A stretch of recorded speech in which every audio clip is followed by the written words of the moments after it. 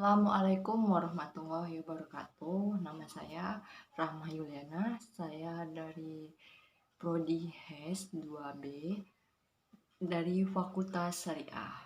Di sini saya akan menjawab beberapa pertanyaan UAS tentang hukum perdata. Belum menjawab pertanyaan, saya ingin menunjukkan kartu ujian saya. Baiklah, di sini saya akan menjawab soal nomor 1, yaitu jelaskan pengertian benda dan hukum benda. Urgensi pembedaan benda dalam hukum perdata, serta hak kebendaan atau Zekelic rights, hak menguasai atau bejit, dan hak milik atau eigendom. Baiklah, saya akan menjawab soal dari nomor 1. Hukum benda sudah diatur secara spesifik di dalam KUHP Perdata atau BW di buku 2 mulai pasal 499. Istilah benda merupakan terjemahan dari kata Belanda yaitu jak. Benda dalam arti ilmu pengetahuan adalah segala sesuatu yang dapat menjadi objek hukum. Objek hukum ialah segala sesuatu yang berguna bagi subjek hukum, yang biasa disebut manusia atau badan hukum, dan yang dapat menjadi pokok atau objek suatu hubungan hukum, karena sesuatu itu dapat dikuasai oleh subjek hukum.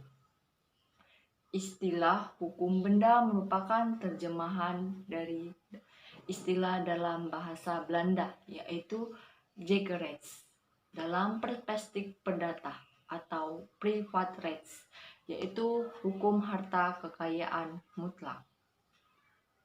Dalam kamus hukum disebutkan pengertian hukum benda, yaitu hukum benda adalah keseluruhan dari kaidah-kaidah hukum yang mengatur hubungan-hubungan hukum antara subjek hukum dengan benda dan hak kebendaan. Pembedaan berbagai macam kebendaan dalam hukum perdata berdasarkan perspektif KUHP Perdata. KUHP Perdata membeda-bedakan benda dalam berbagai macam. 1. Kebendaan dibedakan atas benda tidak bergerak atau unroredgeken dan benda bergerak atau proredgeken. Ini terdapat dalam pasal 504 KUHP Perdata.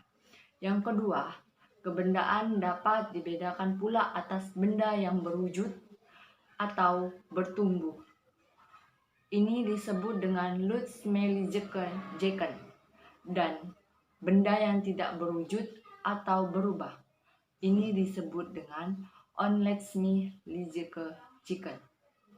Ini di dalam pasal 503 KUHP Perdata. Yang ketiga, kebendaan dapat dibedakan atas benda yang dapat dihabiskan atau verbruggen. Ini juga terdapat dalam pasal 505 KUHP Perdata. Selain itu, baik di dalam buku 1 dan buku 2 KUHP Perdata, kebendaan dibedakan atas benda yang sudah ada atau tegenwoordige dan benda yang baru akan ada atau toekomstige. Ini juga terdapat dalam pasal 1134 KUHP Perdata. Dan dibedakan lagi atas kebendaan dalam perdagangan atau Zaken in the handle dan benda di luar perdagangan atau Zaken within the handle. Ini juga terdapat dalam pasal 1332 KUHP Perdata. Kemudian kebendaan dibedakan lagi yaitu dengan benda yang dapat dibagi atau deelbergeken dan benda yang tidak dapat dibagi atau ondeelbergeken.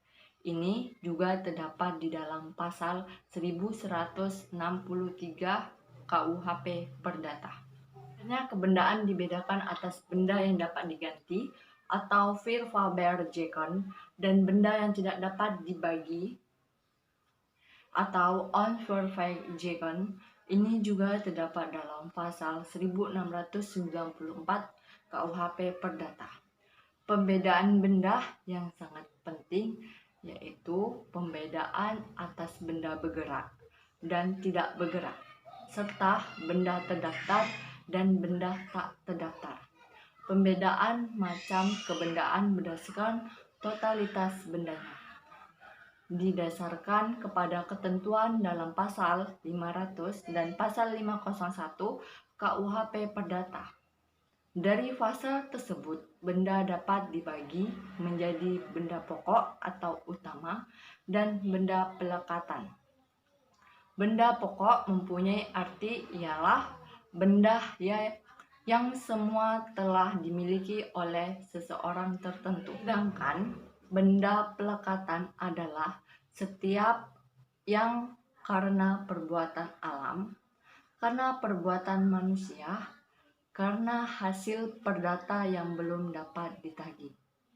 Benda tak bergerak adalah benda-benda yang karena sifatnya, tujuannya atau penetapan undang-undang dinyatakan sebagai benda tak bergerak. Ada 3 golongan benda tak bergerak, yaitu 1. Benda menurut sifatnya. Tak bergerak dapat dibagi menjadi 3 macam, yaitu 1. Tanah, 2. Segala sesuatu yang bersatu dengan tanah karena tumbuh dan berakar serta bercabang, seperti tumbuh-tumbuhan, buah-buahan yang belum dipetik.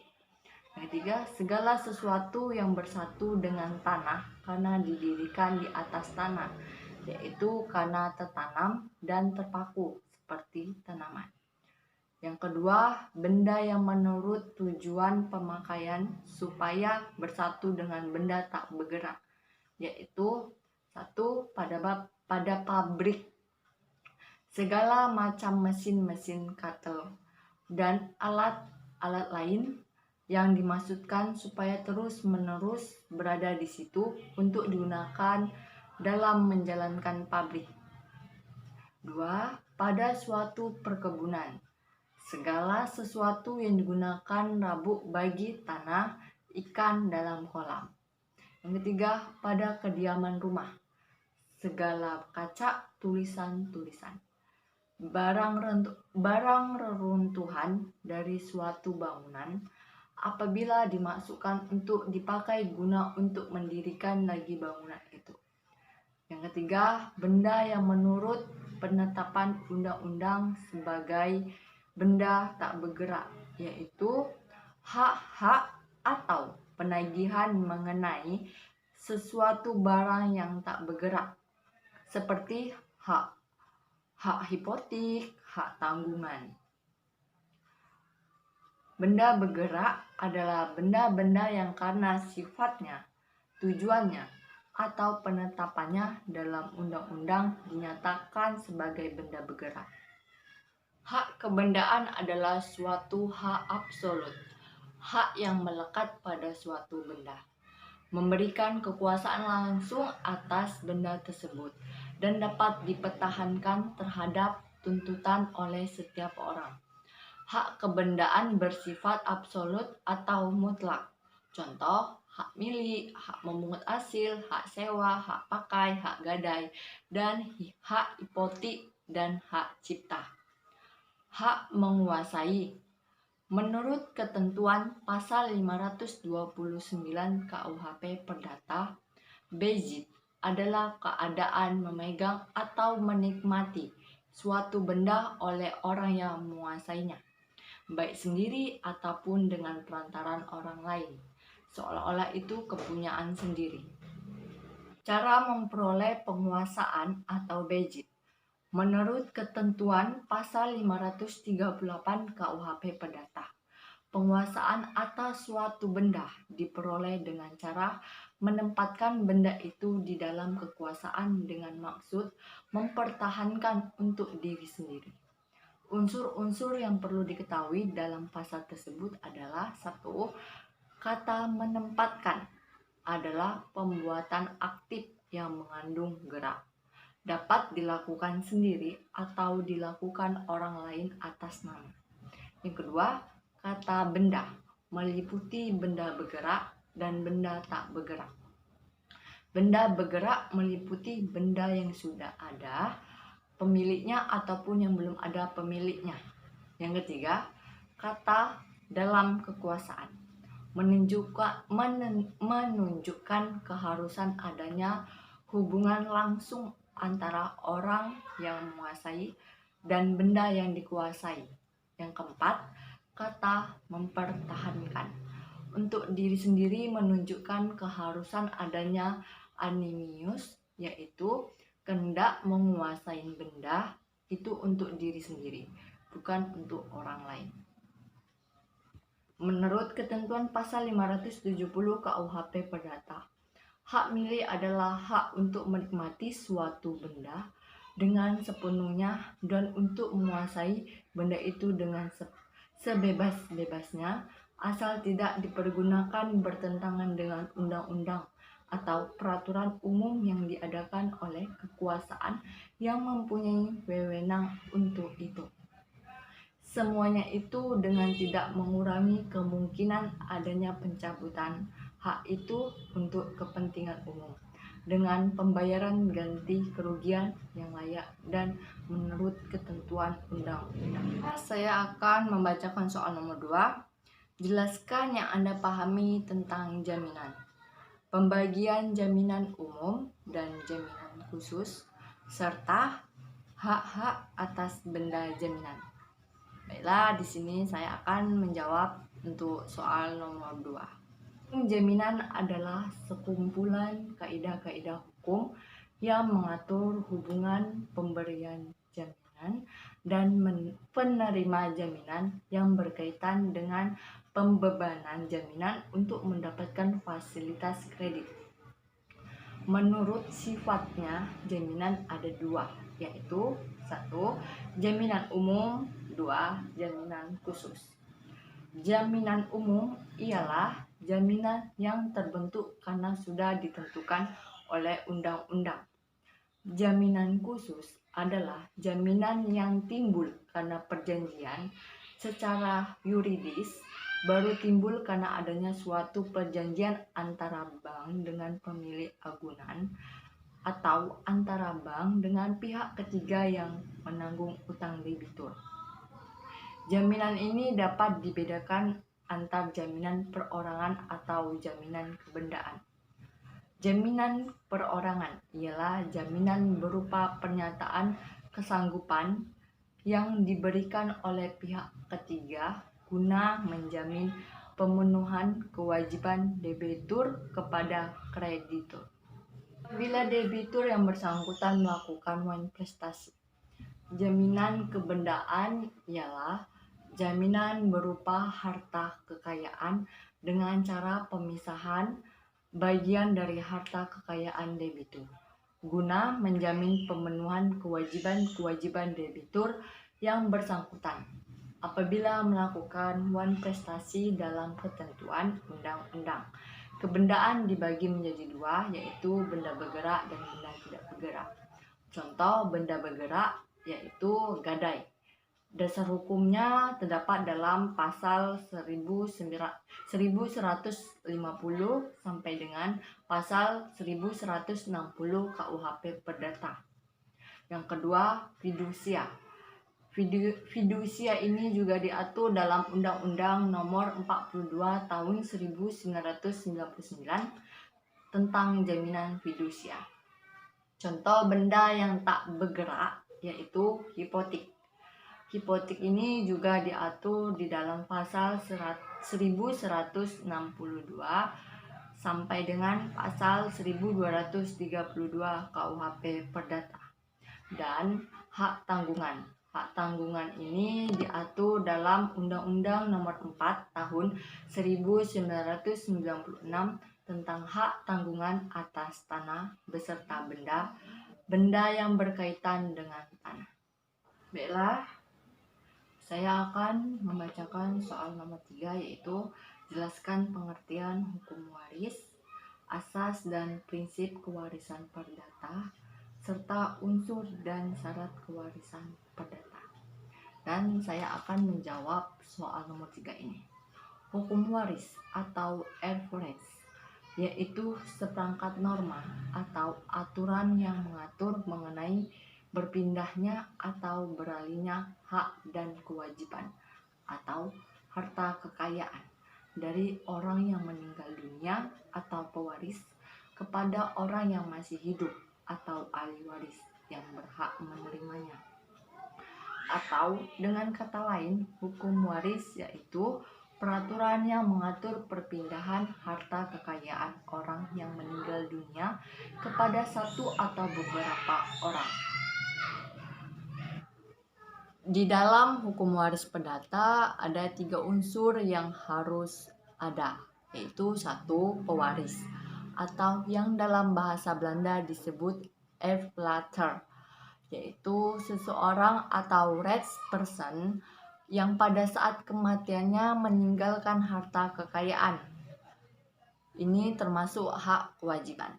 Yang kedua, ahli waris, yang dalam bahasa Belanda disebut erfgenaam, yaitu satu orang atau lebih yang secara hukum berhak untuk menerima harta kekayaan yang ditinggalkan oleh pewaris.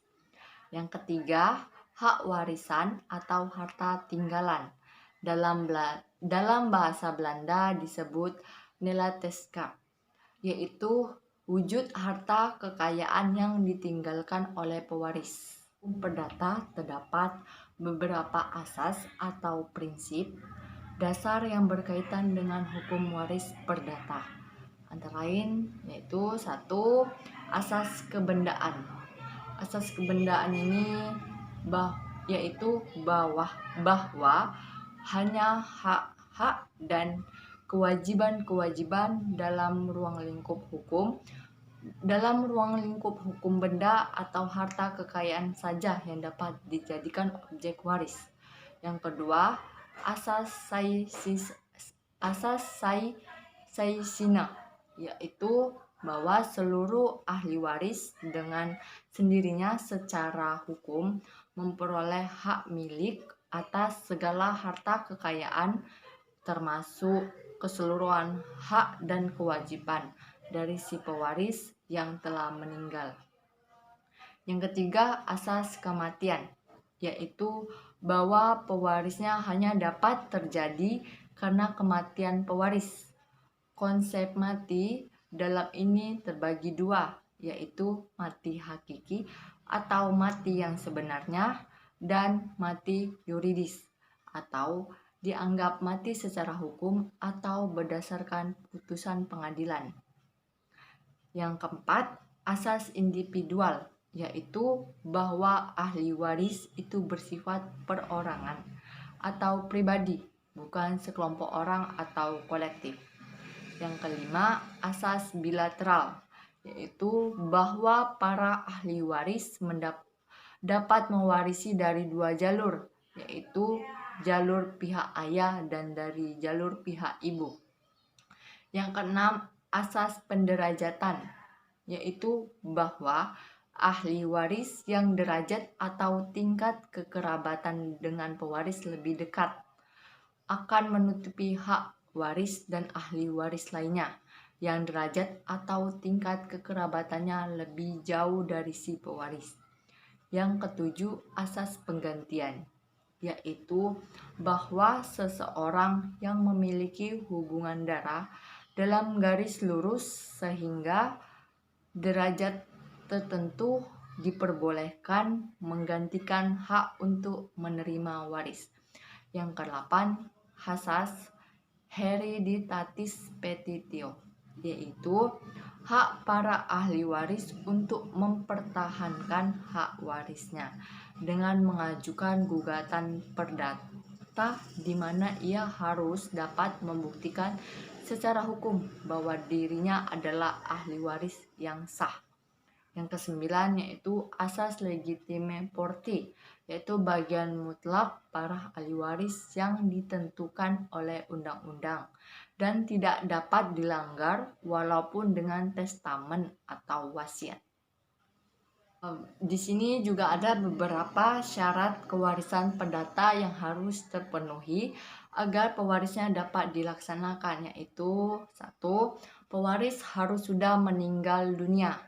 Jadi, pewaris dan seluruh ketentuan hukum waris itu hanya baru bisa dilaksanakan kalau si pewaris sudah mati. Yang kedua, ahli waris masih hidup pada saat kematian pewaris. Nah, sama seperti kematian, konsep hidup di sini juga menjadi dua, yaitu hidup hakiki, yaitu hidup secara nyata, orangnya ada dan benar-benar masih hidup, yang didapat dibuktikan dengan panca indera. Yang kedua, hidup yuridis, yaitu dianggap hidup secara hukum, orangnya belum lahir seperti janin yang masih dalam kandungan. Di sini saya akan membacakan soal nomor 4, yaitu jelaskan proses pewarisan secara ab istetato dan pewarisan testametoir, pengaturan legitima mortis dan bagian waris anak luar kawin. Dan saya akan menjawab soal dari nomor 4 ini. Pewarisan secara ab istetato atau pewarisan berdasarkan undang-undang, yaitu pembagian warisan kepada ahli yang telah ditetapkan oleh undang-undang sesuai dengan derajat atau tingkat kedekatan hubungan kekerabatan dengan si pewaris. Dalam hal ini ada 4 golongan ahli waris yang ditentukan oleh undang-undang, yakni yang pertama yaitu keluarga dalam garis lurus ke bawah, meliputi anak-anak beserta keturunan mereka beserta suami atau istri yang ditinggalkan atau yang hidup paling lama. Golongan kedua yaitu meliputi orang tua dan saudara pewaris, baik laki-laki maupun perempuan, serta keturunan mereka. Bagi orang tua, ada peraturan khusus yang menjamin bahwa bagian mereka tidak akan kurang dari 1/4 bagian dari harta peninggalannya, walaupun mereka mewaris bersama-sama saudara pewaris. Golongan ketiga yaitu meliputi kakek, nenek, dan leluhur selanjutnya ke atas dari pewaris. Dan golongan keempat meliputi anggota keluarga dalam garis ke samping dan sanak keluarga lainnya sampai derajat ke-6. Pewaris secara testametoir yaitu pewaris yang dilakukan berdasarkan wasiat.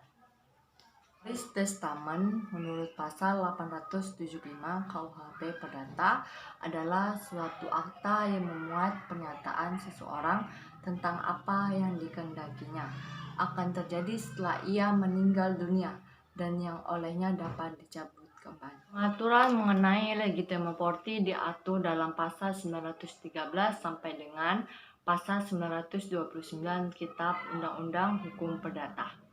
Bagian mutlak ini adalah bagian yang ditentukan berdasarkan undang-undang. Dalam hal ini adalah Kitab Undang-Undang Hukum Perdata atau KUHP Perdata.